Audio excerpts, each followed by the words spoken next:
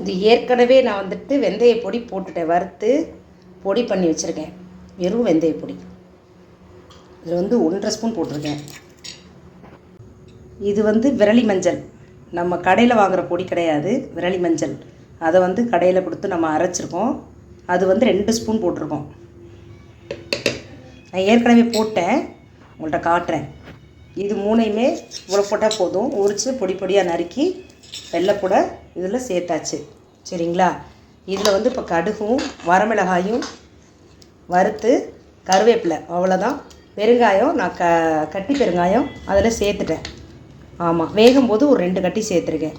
மொத்தம் 5 கட்டி போட்டிருக்கேன், எல்ஜி கட்டி.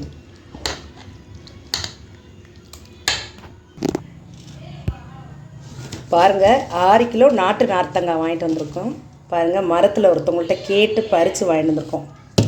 ஆமாம், இது ரொம்ப விலையும் கிடையாது, 200 ரூபாய்க்கு வாங்கியிருக்கோம். எப்படி இருக்குன்னு பாருங்கள். அப்படியே இது நாங்கள் ஜூஸ்க்காக வாங்கினது.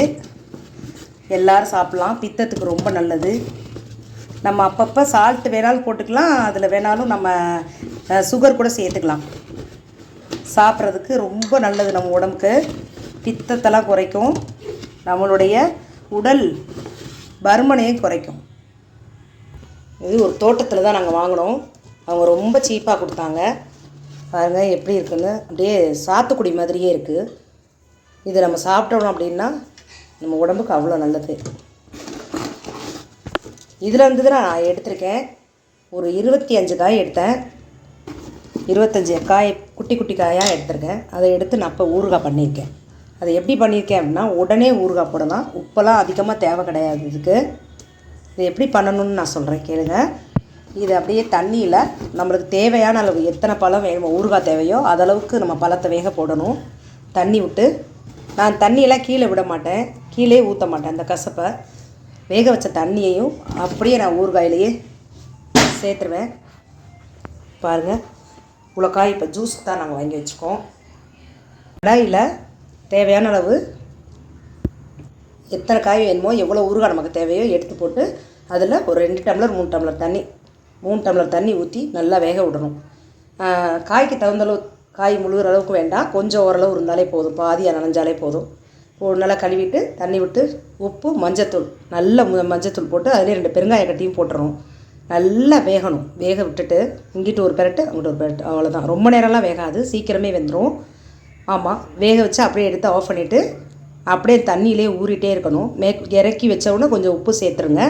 சேர்த்துட்டு நல்லா நைட் ஃபுல்லாகவே வச்சுருங்க. காலையில் எழுந்து நீங்கள் அப்போயே வேணாலும் நறுக்கலாம், டைம் இருந்ததுன்னா. இல்லைன்னா காலையில் எழுந்தவுடனே அதை நல்லா பொடி பொடியாக நறுக்கி, இந்த பாருங்கள், அந்த தண்ணி நம்ம கீழே ஊற்றவே தேவையில்லை.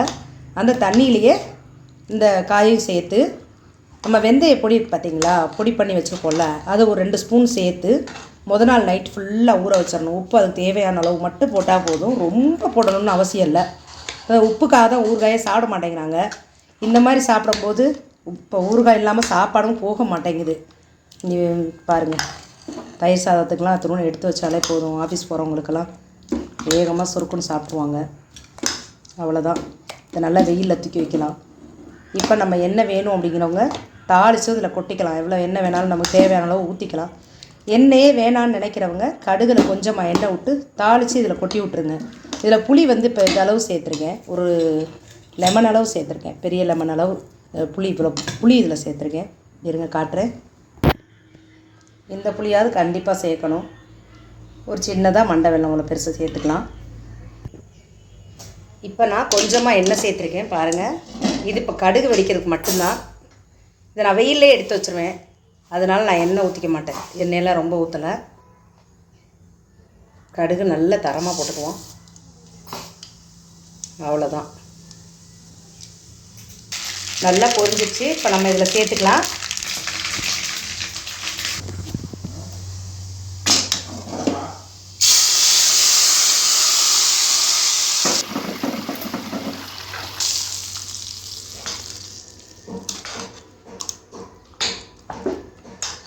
வெயிலில் தூக்கி வச்சுக்கலாம்.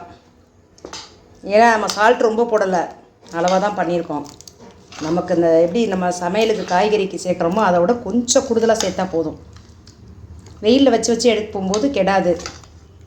வேணுன்னா ஒரு 100 எண்ணெய் காய வச்சு நல்லெண்ணெய் அதில் சேர்த்துக்கலாம் வேணுங்கிறவங்க. ஏன்னா அப்படியே ஃப்ரிட்ஜரில் வச்சுக்கலாம். லேசாக உப்பு இருக்குதுன்னு பார்ப்போமா, எவ்வளோ உப்பு இருக்குதுன்னு பார்க்கலாம்.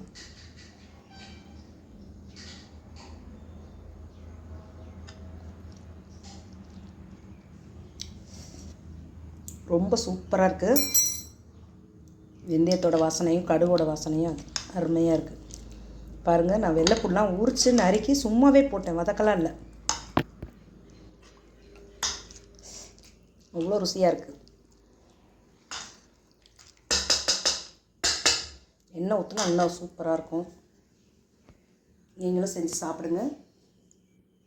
இந்த வீடியோ உங்களுக்கு பிடிச்சிருந்தா லைக் பண்ணுங்கள், ஷேர் பண்ணுங்கள். இது வரைக்கும் நம்ம சேனலை சப்ஸ்கிரைப் பண்ணாதவங்க சப்ஸ்கிரைப் பண்ணிக்கோங்க. மறக்காமல் பெல் பட்டனை கிளிக் பண்ணுங்கள். மறக்காமல் கமெண்ட் பண்ணுங்கள். வாழ்க வையகம், வாழ்க வளமுடன்.